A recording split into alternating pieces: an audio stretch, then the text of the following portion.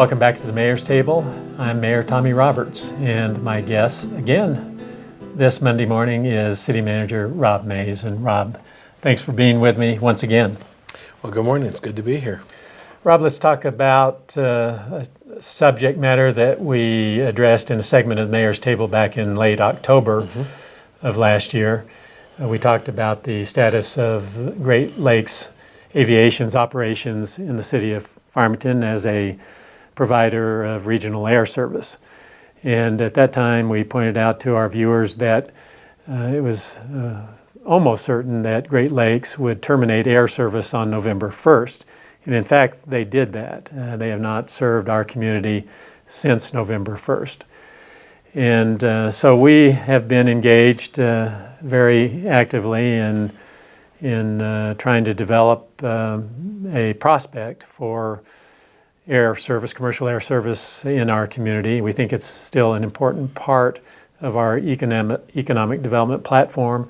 We think that it's essential that our citizens have an option to fly out of Albuquerque to Denver and possibly to other areas and back, and that we give them an option other than Durango and Albuquerque.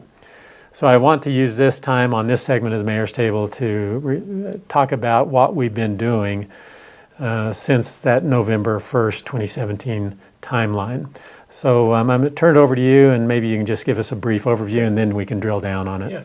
Well, I like to characterize kind of what we're going to talk about this morning, I think, as somewhat of an announcement of some good news in a direction that we're pursuing. Without reviewing all the things that we talked about on October 23rd, we encourage viewers to go back if they want to know more. But we've, over the years, have talked a lot about how the essentially turboprop aircraft, like Great Lakes flies, have essentially been regulated out of existence in this respect. The pilot shortage caused by we've talked about this when the first officer requirements were increased fivefold. And then also FAA requirements on length of runway. People remember the days when 737s flew into this airport. They didn't understand, well, how am I hearing now that only a small prop can come? It's because the FAA changed the guidelines of the safety margins needed. So really what we've recognized is that if we're going to remain viable in terms of airline service, we have to find a way to have larger airplanes be able to fly here, because the writing is on the wall. Again, two pilots with a pilot shortage can fly a large airplane as easy as a small one. And so from an economic standpoint, the airlines are moving rapidly towards larger aircraft. So we've been focusing on what it would take to find out if we really could get regional jets, smaller, larger planes to be able to fly here. So we discovered that there was two things that we needed to accomplish if we were going to be able to fly a larger aircraft. And before we can attract an airline that flies larger planes, we have to be able to serve those planes, or it was essentially pointless. Great Lakes is really one of the only airlines in the country that could fly into our current conditions. And that was two things. One was to increase that safety distance on the end of the runways. We can't really extend the length of the runways because we're landlocked, but there is a device called EMAS, and we'll have some pictures on that for our viewers to look at, that essentially creates a crash zone, a safe crash zone, where if aircraft do overshoot, there's no problem flying and stopping.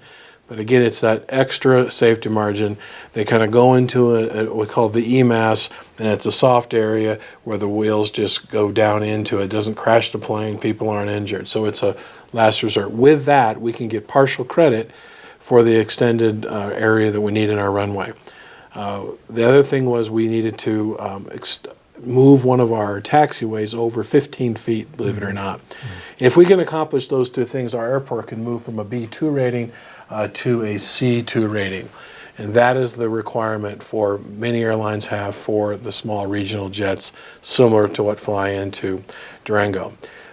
Moving the taxiway A 15 feet is not quite as terrible as it sounds, because the good news is that taxiway is actually already scheduled for replacement. It is nearing its end of life and is scheduled for replacement in our CIP that we file with the FAA every year to be eligible for what's called AIP, Airport Improvement Grant funding.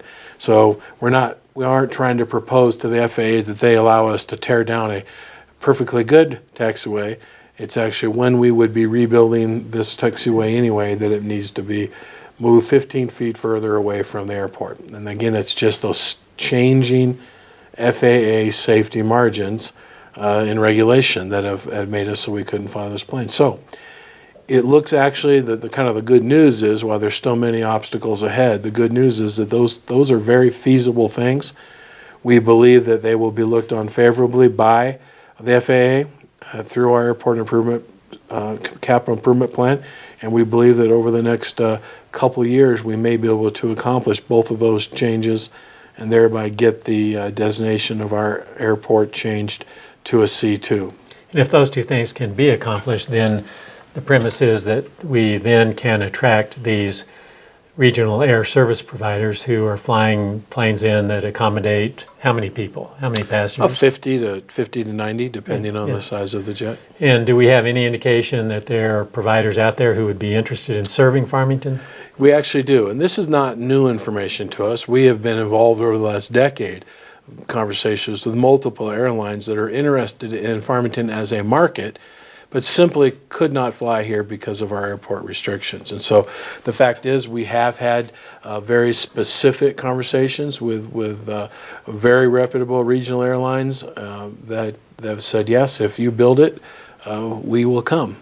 And so that's also very important as we prepare our applications for the FAA. We have to show that our market is viable.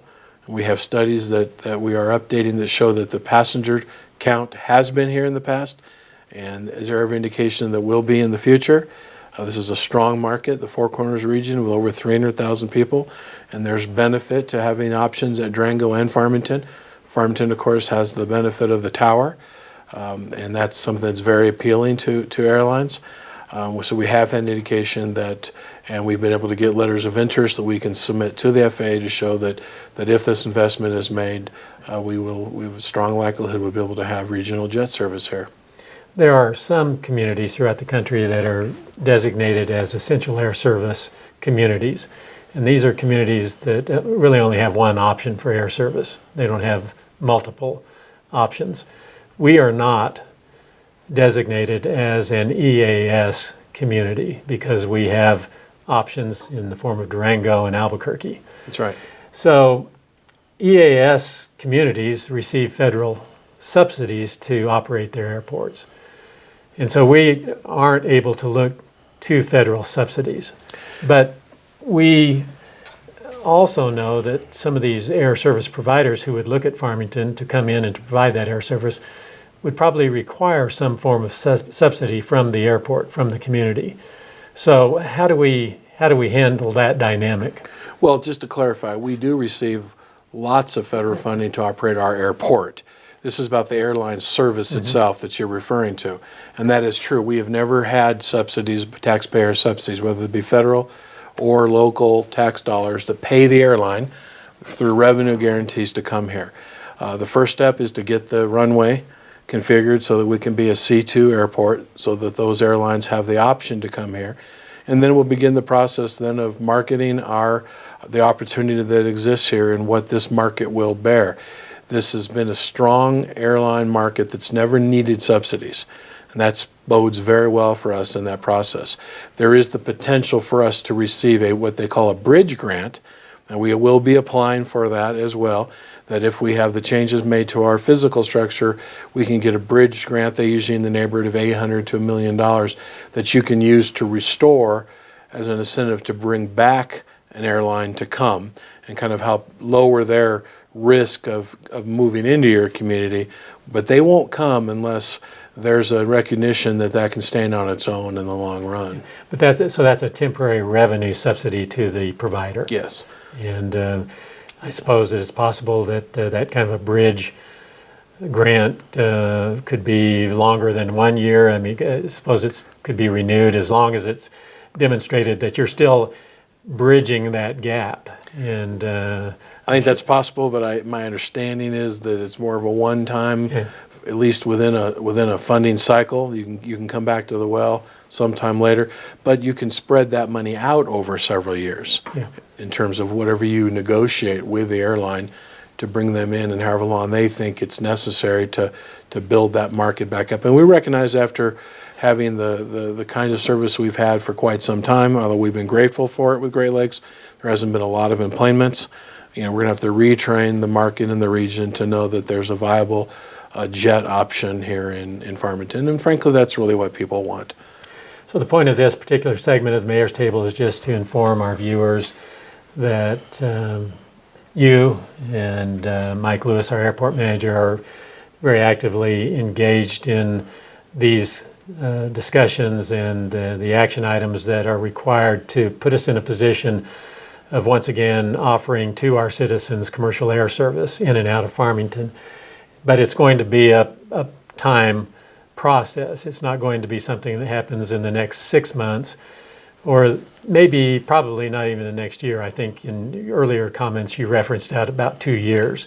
Can you pin that down any more closely? I think the best case scenario would be a 2-year process, and it depends on the FAA and when they would grant us the C2 status. So the first approach is the engineering studies, which are going to begin next calendar year. We've already had preliminary assessments done that these things are possible. So we'll be working on what's called the 25% design next year, so that that puts us in a position to formally apply to the FAA for the approval to move towards a C2 status, and puts us in line then for the AIP funding. We would hope then to do the EMAS first. That could be done relatively quickly, and then we would be hoping then that we could get a waiver to begin flying on a C2 status then, even while we move that taxiway 15 feet. That's the largest time component of that process. But I guess the soundbite of the good news would be our strategy now is 100% focused on increasing the capacity of our runway through moving us to a C2 status through those two devices. And that will put us in a position to be able to be in line with really what the market demands and what the regulatory environment demands, which is larger airplanes, jet service. And we did talk a little bit about the alternative, extending an existing runway or building a new runway that would be long enough to accommodate the class of airplanes that we seek to attract. I think I recall that when we talked about extending one of our existing runways several years ago, that price tag was about $70 million. And the FAA was not in the business of funding airports in that way at that time, and I doubt that they are now. Right. What is the comparative cost of installing this EMAS structure? Well, we will have good cost estimates shortly. The total cost of the taxiway and the EMAS, could be $15 to $20 million, and I don't know the breakdown of those two yet. I think that the taxiway is the more expensive portion of that, but again, as I said, that was already approved in our AIP CIP program. So moving it 15 feet over really shouldn't add a tremendous amount of cost to it. So the EMAS is the quicker low-hanging fruit. If we get those approvals, then if say it was $20 million, the majority of that would come from the FAA. Right. We'd have a match, a local match, I'm sure, maybe even a state match as well. Yeah, there'd be in the $600,000 amount if the amount was $20 million. Yeah, so it's doable. It's absolutely doable. Yeah. It's absolutely doable. And then to close out this segment, I guess I just want to maybe close one gap with a question, and that is there any possibility that we could have any interim air service under current operating conditions between now and the time that we get these runway configurations changed? There is a possibility. I don't think in the short run Great Lakes is going to fly here. We are talking to one other airline that does fly small turboprops airplanes that are capable of flying in our B2 environment. So we'll just see how that goes and whether that's something that the market would support here.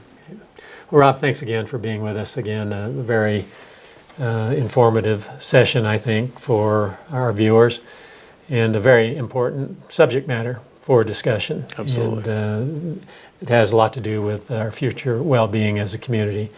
I had one thing that's kind of interesting. People might say, why weren't you doing this sooner? Well, ironically, because we had what the FAA considered to be viable, non-subsidized airline service through Great Lakes, which only needed the B2 status, we were not in a position that the FAA would look favorably on an application to move to the C2 status. So the combination of Great Lakes having to pull out, and frankly the whole industry, and the FAA of course recognizes that, moving towards larger planes really is what has positioned us at the right timing to potentially have this advancement in our service. And along those lines, I think we should point out that Great Lake Aviation's announcement that they were discontinuing service as of November 1st was somewhat of a surprise to us. Yeah, And that's right. We may have thought at various times that ultimately Great Lakes Aviation might leave Farmington, might discontinue service. There was no indication that that was imminent and when the announcement was made, so it came as a bit of a surprise. So, Rob, thank you for those observations. We want to thank all of you for joining us again on the Mayor's Table. We'll look forward to seeing you again next Monday.